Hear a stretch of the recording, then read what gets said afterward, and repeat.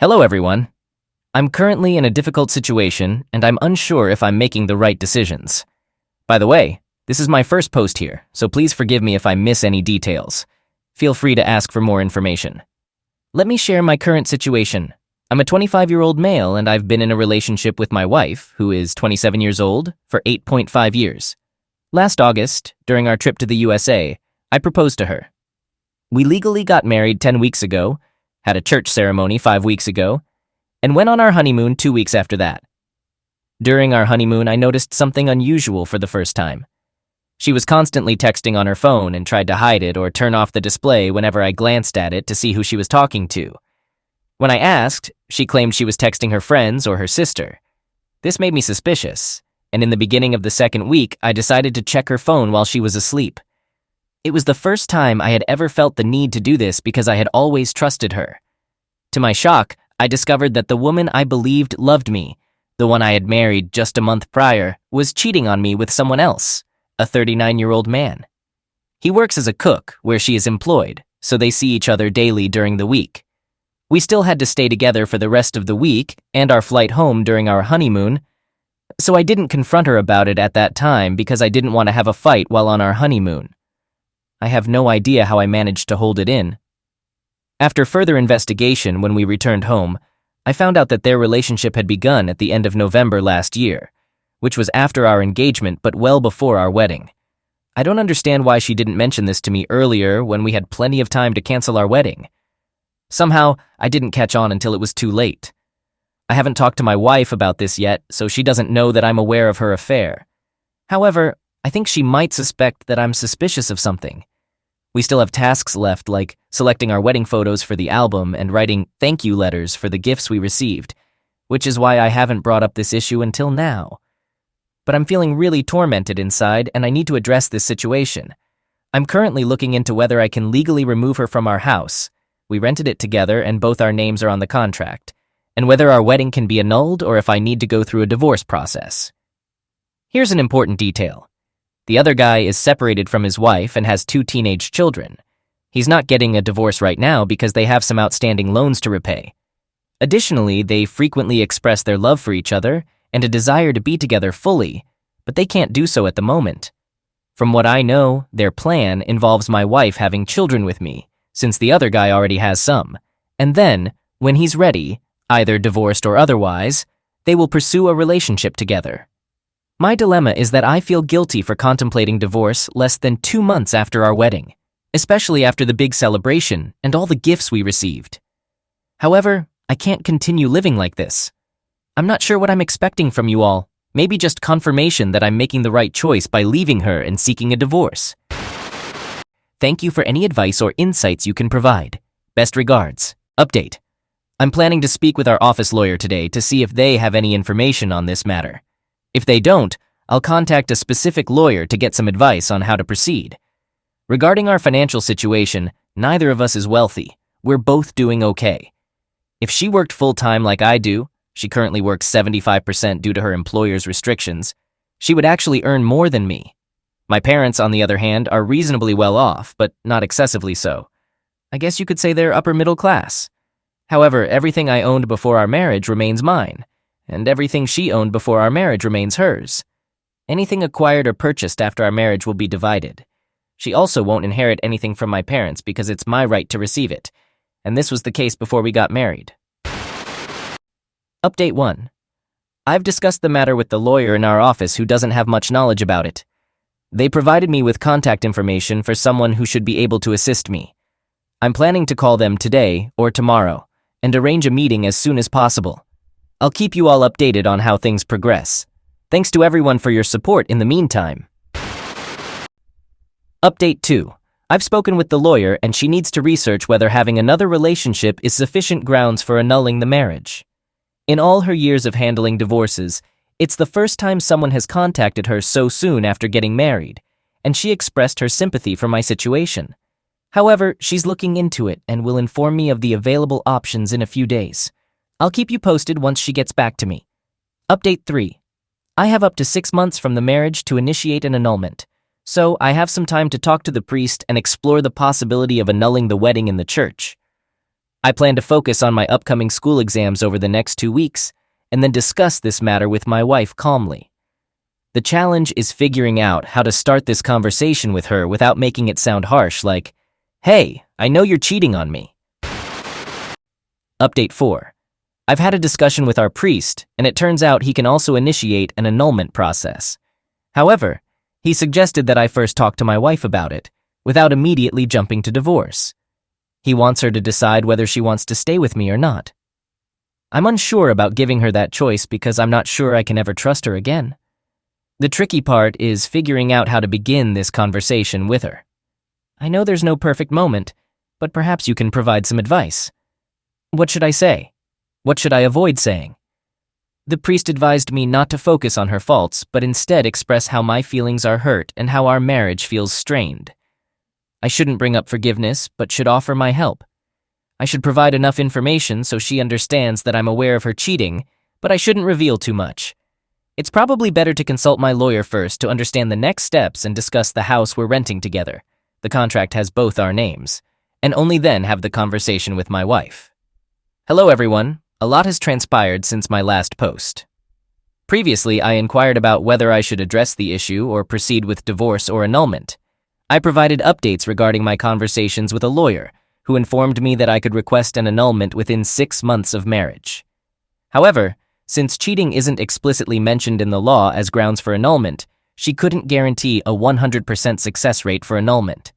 So, in the worst-case scenario, I'll proceed with a divorce. I also consulted our priest, and from the church's perspective, I can request an annulment at any time, provided I can prove that the cheating occurred before, during, and after the marriage. Fortunately, I have all the necessary evidence to establish this.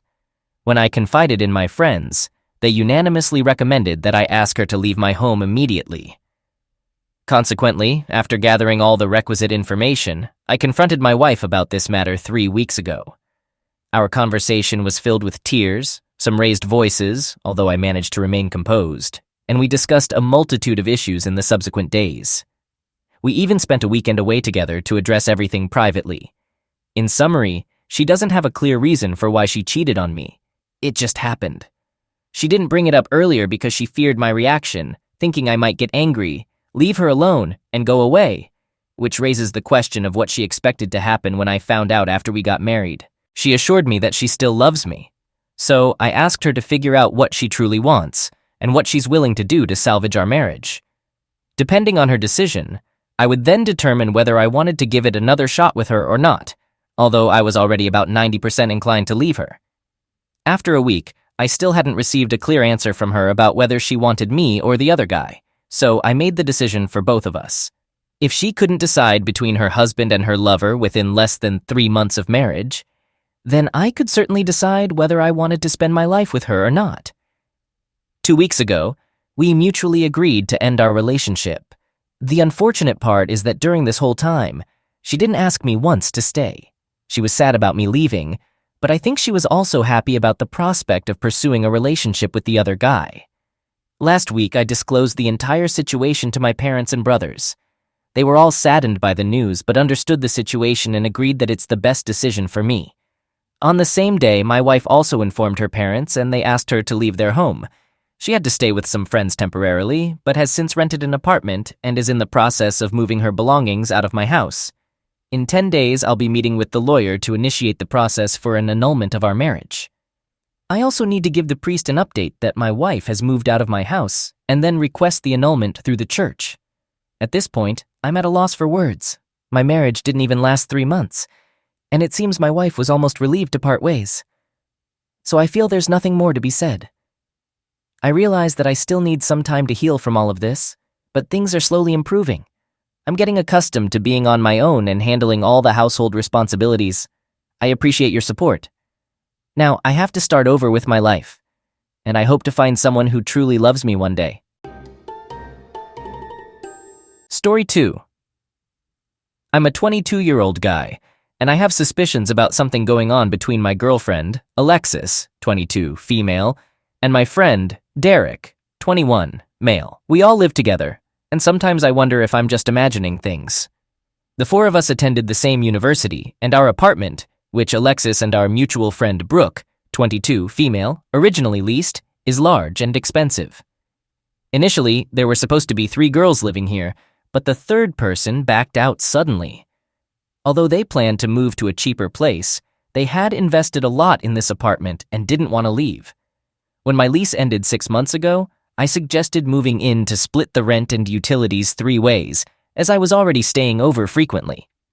Both girls were thrilled with the idea. Shortly before I moved in, Brooke started dating my best friend Derek, which seemed great because it meant both couples could hang out with their significant others and best friends all together. Derek began staying over more often, and when his parents recently sold their house and left town, he temporarily moved in with us. We haven't pressured him to find a new place because sharing expenses among 4 people is financially beneficial for all of us. However, it's important to note that only Alexis and Brooke are on the lease. Surprisingly, the apartment owner doesn't mind our living situation as long as the rent is paid because we're quiet. However, there have been 3 incidents that have raised suspicions for me. I want to clarify that I wouldn't make an accusation like this if it weren't for these incidents. Alexis is a sweet and shy girl, and Derek has been like a brother to me. They don't appear flirtatious, but as I mentioned earlier, all 4 of us are very close friends and spend a lot of time together. Brooke and I have early classes, so we leave by 8 a.m. Derek and Alexis have afternoon classes, so it's not unusual for them to leave together, although they usually take separate cars. One day, I decided to wait for Alexis outside her class to surprise her with lunch. I watched everyone coming out of the class, but Alexis wasn't among them. I texted her to ask where she was, and she replied, "Just go to the class. Going home to study." I called her, but there was no response, which struck me as odd because she had just texted me a moment ago. She didn't answer until much later, which is unusual for her as she's often on her phone. Later that day, I bumped into Brooke, and she casually mentioned that Derek had stayed home sick, and she was planning to bring him some soup. At the time, I didn't think much of it. However, when I got home later that night, I noticed that Alexis's car was in the exact same spot it had been all day. She typically parks in guest parking since our unit only has 3 spaces, so her car usually moves around. I asked her if she had gone to class, and she hesitated before admitting that she skipped because she found the professor's explanations frustrating. She knows I dislike it when she skips classes because it has affected her grades before. However, she had been doing better recently. While I was doing the dishes, I kissed her and told her I trusted her judgment. She explained that she probably wouldn't skip again because being alone in the house when bored was unpleasant. We laughed, and the night went on as usual. We went to bed, and as I lay there, almost drifting off, something struck me. She shouldn't have been alone because Derek was supposedly homesick, right? She was still awake on her phone. I suddenly woke up and asked her where Derek was today, considering Brooke had mentioned he was homesick. She seemed surprised by the question, possibly because I went from half asleep to wide awake with a random inquiry. She said he had been here a bit in the morning, but went out to run errands or something. She wasn't sure. After the other incidents, I couldn't help but feel that her scattered response to this question seemed off, although it might just be my imagination. The second incident occurred when I went to throw some things in the kitchen garbage and noticed a rubber wrapper of the exact same brand that Alexis and I use. It wasn't very visible, tucked behind a cereal box, but its distinctive color caught my eye. It was torn. Derek always uses a different brand. It was unusual because we typically keep the wrappers in our own room's garbage cans, so they don't end up in the kitchen. Additionally, due to exams and stress, Alexis and I hadn't been intimate in a few days. I didn't go searching for a used protection or anything. I just returned to the room to check if some of our supplies were missing. It was hard to tell because we buy in bulk. My initial thought was that Brooke and Derek might have run out and taken from our stock without asking, which upset me. Later that night, I brought up the rubber wrapper to Alexis, and she seemed surprised. When I mentioned my theory, she became unusually agitated. She's usually very calm, but went on a rant about their invasion of our privacy. I suggested talking to them about it, but she immediately shot down the idea and made me promise not to bring it up unless they did it again. It struck me as strange because we're generally open about sexual topics, but living together might have made Alexis uncomfortable discussing it. She comes from a conservative small town and isn't as open about these things as we are. Derek and I get along with the guys in the neighboring apartment who are also graduates of our university. We don't hang out, but we have a friendly relationship where we exchange small talk about sports or chat in the hallway. It's comfortable enough that we can ask each other to keep it down without it being awkward. This brings us to the third incident that occurred last Monday. I was alone at the apartment when I bumped into one of the guys from next door. We chatted about football, and then he mentioned that one of the couples in our apartment complex was really into morning intimacy and the walls were too thin for their liking. I chuckled because Alexis and I occasionally had morning activities on weekends when we had the place to ourselves. Brooke and Derek typically spent weekends at her parents' house, which was about an hour and a half away. But as the day went on, I realized we hadn't engaged in morning activities for about a month. On weekends, it had shifted more towards the evening or not at all. Did he mean on weekdays? It made me uneasy. I considered asking for more details, but the conversation ended and I felt like I missed my chance. Plus, it's an awkward question, and I might just be overly suspicious. So here's my dilemma. Am I overthinking things? Am I seeing signs that aren't there? Or is something actually going on? And if something is amiss, how should I proceed? I'm hesitant to ask her directly at this point because, for one, I don't want to seem jealous or paranoid if nothing happened. And two, if there is something going on, I don't want them to become more discreet about it. One idea I had was dropping by one of these mornings when they're alone together, but I'm unsure of the right timing. If I show up too early or too late, they might become more cautious. Update. Most of you recommended that I talk to Brooke and consider walking in on the situation. I decided to do both. Sunday night, everyone was back in the apartment. I had planned to talk to Brooke privately about our neighbor's comment, but before I could, she said something that completely contradicted my theory. She told Derek to go to bed early for work the next morning. What? I knew Derek had a job on campus, but he had always worked night shifts casually. I asked when he started working mornings, and he said he picked up the extra shifts a month ago. Starting at 9 a.m., I leave for my day at 7:45 a.m., so it's possible I hadn't noticed. I spent the night trying to figure out if he was lying, if there were still mornings he was at home, or if Alexis might be seeing someone else in the mornings, as some of you suggested. Or maybe I was just being paranoid. I went to bed feeling drained and confused. The next morning, I left for my classes as usual, alternating between wanting to rush home to check on Alexis and thinking I had too much work to chase a theory I wasn't sure about anymore. Eventually, I headed home after my first class. In a strange way, I almost wish I hadn't. When I arrived at the apartment, Derek's car was absent. Only Alexis's car was there. My heart raced as I walked to the apartment. I didn't know what to expect outside the apartment door. Immediately, I heard a guy's voice from inside, chatting, laughing, and a soft feminine voice responding with giggles. I've seen various reactions to this situation on this subreddit, but I had never thought about what I'd do in such a situation. I pressed my ear to the door, trying to catch their conversation, but I could only make out a word here and there amidst the giggles. Then I heard Alexis being tickled and shrieking. Maybe I should have waited longer. Looking back, I wish I had. However, as soon as I started fiddling with my keys, it went eerily silent inside. She was with Mark. I hadn't mentioned Mark in my previous post, but he's one of the guys in the apartment next to ours, not the one who initially tipped me off. I never liked Mark, his know-it-all attitude and his inappropriate comments towards both girls. But I had never suspected this. As soon as I opened the door, both of them looked at me with guilty expressions, dispelling any naive doubts I might have had about the situation being innocent. I had intended to confront them or demand answers, but my eyes welled up with tears, and I didn't want them to see me like that. So I simply said, "Nice, real nice," and hurried back to my car. I could hear Alexis yelling my name in the hallway, but I didn't stop. I half expected her to chase after me, but when I reached my car, no one was following. I drove to a nearby park and sat there in disbelief. Strangely, my first thought was, how is my family going to react to this? What on earth am I going to tell them? My family absolutely adores Alexis. They often joked about our wedding and considered her a part of the family. Then I started thinking about our living arrangements, our final exams, and the fact that in about 2 weeks I can't handle moving right now. I'm in the midst of applying to an extremely competitive graduate program, and I can't allow anything to jeopardize that, especially not this. Fortunately, a friend has offered me a place to stay. I'll have to return home at some point to get my clothes, and I'm planning to do that during a lab period. Alexis took about an hour before she started blowing up my phone, but once she did, the messages didn't stop.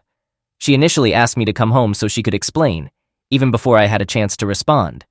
Then she sent another message begging me to return because she was having an anxiety attack, something I'd always helped her through. Maybe I'm heartless, but all I could think was, good, you earned it. There was a pause, and then she said, I don't understand why you're so jealous. We were just hanging out. I waited, and she continued, I know it may look sketchy, but trust me, if I were in your shoes, I'd think the same thing. But we weren't doing anything. He needed advice on girl problems. You have to believe me. Honestly, I don't believe her. Normally, I'd feel a strange sense of satisfaction watching a cheater struggle to cover their tracks. But my mind kept replaying all the wonderful times we had together and wondering if she was cheating back then too. I'm torn between wanting to know when this started and being worried about it. This has been going on for more than just a month, and I have my suspicions. Later that night, I received a text from an unknown number. It turned out to be the friendly guy from next door. He mentioned that he got my number from Derek and expressed his profound apologies for what I'm going through. He admitted he should have told me sooner but wasn't entirely certain. He knew his friend was involved with a girl who had a boyfriend but didn't connect the dots until he learned her name. As many of you suspected, his earlier comment was an attempt to clue me in. So, I guess he's the bro of the year. I don't think Derek and Brooke are aware of this yet. I haven't messaged them. I haven't found the right words. I know this is going to turn our living situation and friendships upside down. I suppose I should message them before Alexis spins a different narrative. So, it turns out it wasn't Derek. It was one of our neighbors, a fact we didn't know until now. Given this mess, the only silver lining is that it seems like Obi-Wan has nothing to do with Alexis, and their relationship is over as it should be. But we can't be completely sure of that yet. Let's move on to the next update to see what unfolds. A quick clarification on the last update. When I walked in, they weren't literally in the act. They were just sitting on the couch with a deer-in-the-headlights look that was highly incriminating. They both fell silent, and it was clear this wasn't a, hey, guess who dropped by kind of situation. Anyways, on to the latest update. I've been incredibly busy with the semester wrapping up, and I heeded the advice to bury myself in my work. I've spent a lot of time at the library because Alexis doesn't go there. While posting the last update, I realized how foolish it was that I hadn't reached out to Derek and Brooke to share my side of the story. I took a screenshot of the text from the friendly neighbor, Will. Just a side note, all names have been changed except Mark's because within a minute Derek bombarded my phone with calls and texts, making it clear he had no idea what was going on. Meanwhile, Alexis was sending texts, practically begging me to meet up with her. I felt awful and replied to Derek with a single text, saying I wasn't in the mood for talking. Then, I put my phone away for the night. The next morning, I received a text from Derek inviting me to my favorite restaurant for dinner and drinks, assuring me that no one else would be there, not even Brooke. I haven't had much of an appetite since all of this happened, but the offer meant a lot, and I genuinely wanted to see him. So I decided to go after my classes. I arrived at the restaurant first, my heart in my throat, worrying that Alexis might somehow be there. Thankfully, she wasn't. When Derek showed up, he gave me a big hug and immediately asked, "Dude, what the heck?" Now, things get a bit crazy and dramatic. Many of you suggested that Brooke might side with Alexis or had been covering for her the entire time. I wasn't so sure because even though she's closer to Alexis, she and I have been friends for a bit longer. According to Derek, as soon as he told Brooke, she was absolutely furious. In his words, I sort of wanted to give Alexis a piece of my mind, but Brooke handled that and then some. You might remember I mentioned that Alexis came from a conservative small town. Her parents had no clue we were living together, and she always stressed that they shouldn't find out, as they might cut off her financial support. Her parents liked me enough to be polite, but they were constantly concerned that our relationship might distract her from school or lead to an unplanned pregnancy. Derek explained that Brooke demanded Alexis pack her things and find a new place, or else she'd spill the beans to her parents.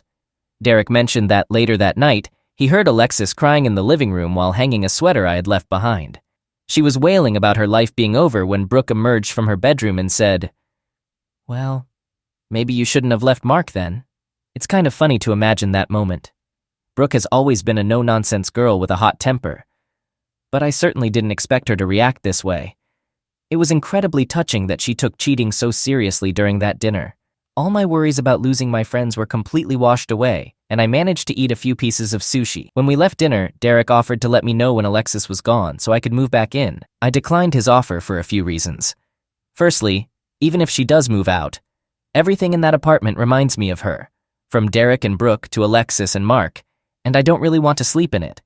Secondly, in my current emotional state, I don't want to feel like a third wheel with a happy couple, even though I'm sure they'd be understanding. He understood my points but told me to inform him if I changed my mind.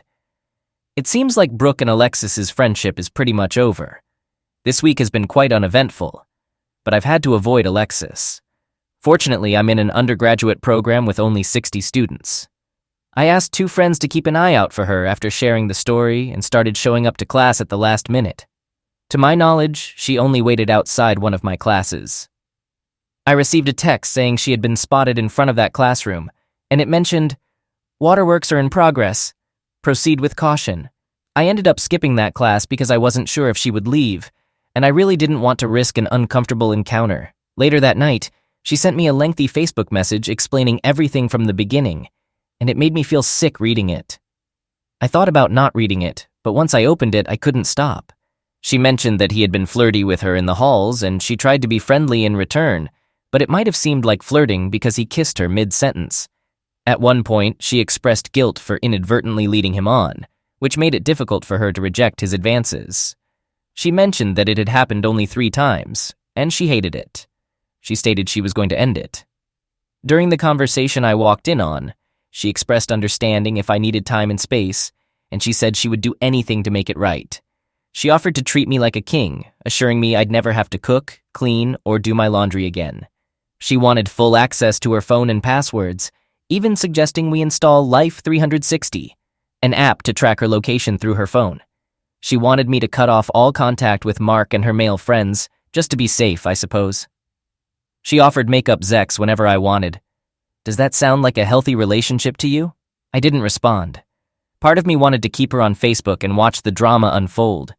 She was posting dramatic statuses and song lyrics about mistakes, forgiveness, and some related to our song. But I know myself too well. I don't want to compulsively check her page and sift through old photos, so I blocked her. A few hours later, Derek texted me, saying she was crying and screaming because I blocked her. In happier news, the family I'm staying with is fantastic. I felt a bit guilty about taking up their space and using their electricity, so I offered to pay rent and contribute to some bills. Even though I'm unemployed, my family provides me with a decent allowance for rent and food. However, they declined the offer and said the first month is free. "If I need more time here, we'll discuss it," they said with a wink. A friend told me they've hosted his and his sister's troubled friends before, so it's not a big deal to them. I'm incredibly grateful. Regarding the helpful neighbor, I called him to express my gratitude. He mentioned that Mark has been unusually quiet these past few days and informed another guy that he had been dumped. Whatever. I don't want to think about it. I sent Brooke a message thanking her for kicking Alexis out, and she said she'd do it regardless of whether or not I moved back in. She's going to give me a heads up on when Alexis is gone so I can get the rest of my things. In the meantime, I'm spending a lot of time studying, applying to grad school, and hanging out with the guy I'm living with. I'm going to wait until after finals to tell my parents about the situation, because my mom asks a million questions about everything, and I'm not in the mood to answer them. Once finals were over, everything hit me like a ton of bricks. I went through my social media and removed all the pictures with her, threw out items that reminded me of her, and even removed our songs from my playlist. We'd been inseparable since we met, so this was over 2 years of memories. To put it shortly, it was really tough, but I had this urge to get it all done quickly. Then, a particular Redditor messaged me, expressing concern that Alexis might be struggling with dangerous thoughts now that she's lost everything: her closest friends, her boyfriend, and her apartment. I know it might sound dramatic, but that message stuck in my mind. What Alexis did was absolutely terrible, but I thought a final conversation might give me better closure and maybe help her understand that it's truly over and encourage her to move on. So I messaged Alexis, saying that if she wanted to talk, we could meet up somewhere, but there was no way we could be together after what happened, so please don't ask. Surprisingly, she responded almost immediately, asking when and where. We agreed to meet at an off-campus coffee place. When I got there, she was already at the table and tried to hug me, but I waved her away. I felt terrible, but I wanted to get this conversation over with. She asked how I'd been and how finals went, but I interrupted and asked her if she had been unhappy in our relationship.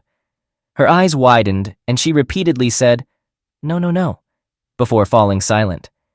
So I asked her why she did what she did if she wasn't unhappy. She started by retelling the story about having trouble saying no and how he was very pushy. I interrupted her and asked her to stop with the excuses and take responsibility, at least for what happened after he kissed her mid-sentence.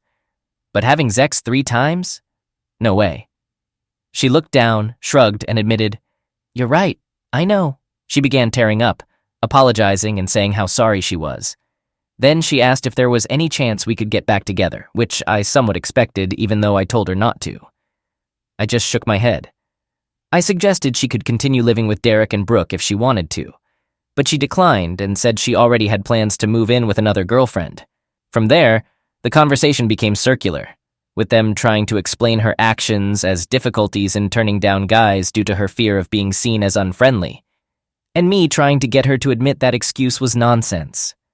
I don't know why, but I really needed her to stop using that crutch and admit that she had ruined a perfectly good relationship all on her own, but she just wouldn't. She was always stubborn. Eventually, I let it go, and we parted ways somewhat amicably. As I was leaving, she grabbed my hand as if to say something, but ended up shaking her head and letting go. Initially, the conversation made me feel worse than before, but ultimately, it made me realize that she was never the kind of person I wanted to be with, even without the cheating. She never took responsibility for anything, failing classes, not finding a job or internship, and more. It was always someone else's fault. I just hadn't thought about it too deeply. After the coffee meeting, I met up with Derek and we went to the apartment. Brooke was there, but she mostly stayed in her room. We had some beers, played video games, and talked about everything that had happened. Derek admitted they hadn't been able to find a third roommate. Aside from complete strangers, they didn't want to move in, and they asked me again to stay with them. I could tell that Derek really wanted me to, and I felt guilty about them being stuck with the lease, so I accepted. I told them I'd wait until Alexis took all her furniture and belongings from before I even moved in, as I still didn't want to sleep in that bed. Life isn't perfect now, but I'm doing better. Alexis moved her things out. I bought a secondhand bed and dresser from another student. I had my first round of classes last week, and although I might sound like a total nerd, they're really cool and hands-on, and the professors are incredibly nice. Derek and Brooke have been really supportive and don't make me feel like a third wheel at all. I saw Mark in the hallway once, and he completely ignored me, and I ignored him, but the urge to punch him in the face was very real. I guess that's something that will go away over time.